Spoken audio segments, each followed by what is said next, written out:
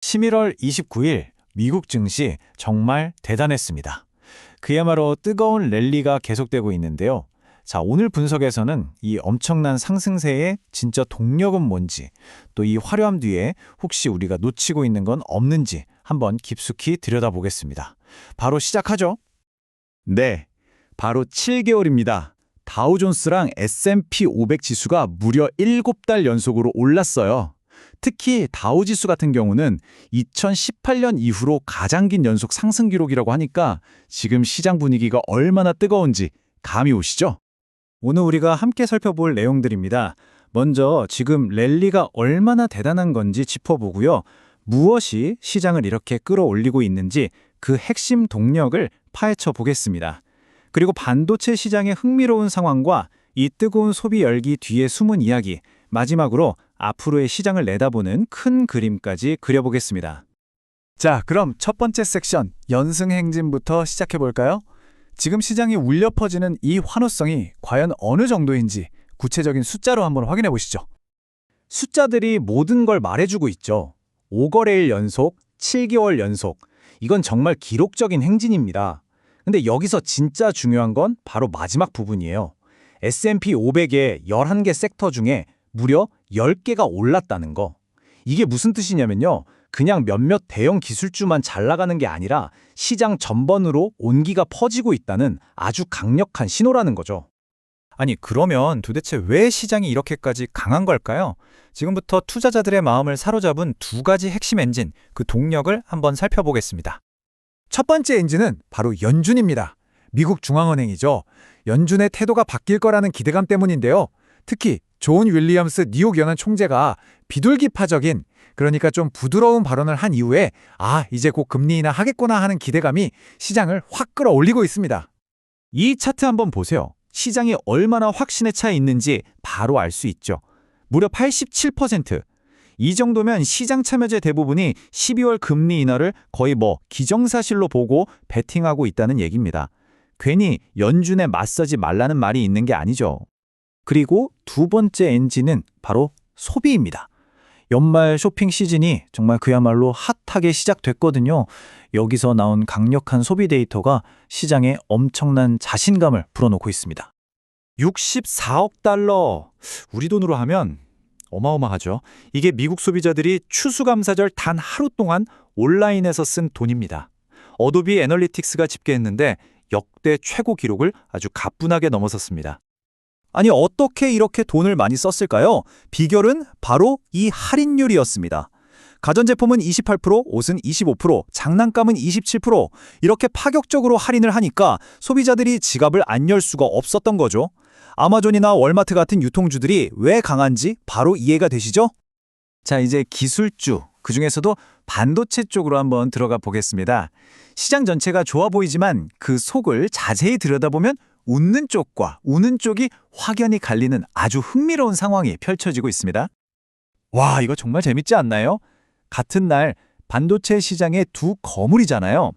엔비디아와 인텔의 주가가 완전히 반대로 움직였습니다. 엔비디아는 떨어졌는데 인텔은 무려 10% 넘게 폭등을 했어요. 대체 무슨 일이 있었던 걸까요? 바로 이 한마디 때문이었습니다. 아주 유명한 애널리스트죠. 밍치고가 인텔이 애플 칩을 만들 수도 있다는 분석을 내놓은 거예요. 이 소식 하나에 시장이 그야말로 열광하면서 인텔 주가를 미친 듯이 밀어 올린 겁니다. 그리고 이 AI 이야기는 단순히 반도체 칩에서만 끝나는 게 아닙니다. AI 때문에 데이터 센터를 엄청나게 짓잖아요. 그러다 보니까 서버를 시키는 냉각 시스템이나 서버를 꼽는 렉에 필요한 알루미늄 같은 원자재 수요까지 덩달아 폭발하고 있는 거죠. 그래서 알코아 같은 원자재 회사 주가까지 오르는 이른바 AI의 나비 효과가 산업 전체로 퍼지고 있는 겁니다. 자, 지금까지는 시장의 아주 밝은 면을 봤습니다. 그런데 이제부터는 이야기의 분위기를 조금 바꿔보려고 합니다. 모두가 환호하고 있는 이 뜨거운 소비 열기, 그 뒤에 드리워진 그림자에 대해서 이야기해볼 시간입니다. 바로 선구매 후지불, 영어로는 BNPL이라고 하는데요. 쉽게 말해서 일단 사고 돈은 나중에 나눠서 내라는 서비스입니다. 요즘 이 서비스 이용이 그야말로 폭발적으로 늘고 있어요. 그럼 여기서 우리가 이런 질문을 던져봐야 합니다. 와, 매출 역대 최고다. 이 화려한 숫자 뒤에 숨겨진 대가는 과연 없는 걸까요? 전문가들이 바로 이런 점들을 걱정하고 있습니다. BNPL이 늘어난다는 건 결국 감당하기 힘든 수준의 가계빚이 늘어날 수 있다는 거거든요.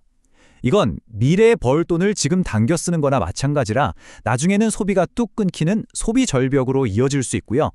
결국 잘 버는 사람과 못 버는 사람의 격차, 즉 K자형 양극화를 더 심하게 만들 수 있다는 우려가 나오고 있습니다.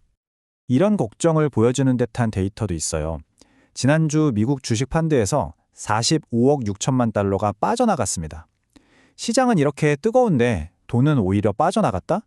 이건 일부 투자자들이 상당히 신중하게 움직이고 있다는 걸 보여주는 거죠. 그런데 말이죠. 이 데이터에는 아주 중요한 사실이 하나 숨어 있습니다. 이 돈이 빠져나간 시점은 최근 시장을 다시 불타오르게 만든 연준의 그 발언이 나오기 전이라는 겁니다.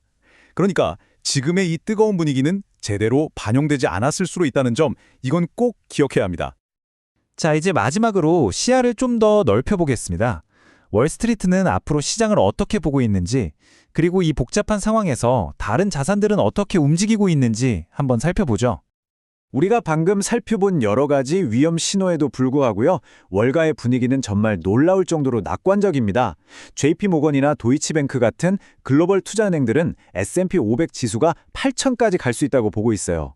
전반적으로 아주 긍정적인 전망이 대세인 상황입니다. 하지만 동시에 영리한 투자자들은 다른 움직임도 보이고 있습니다.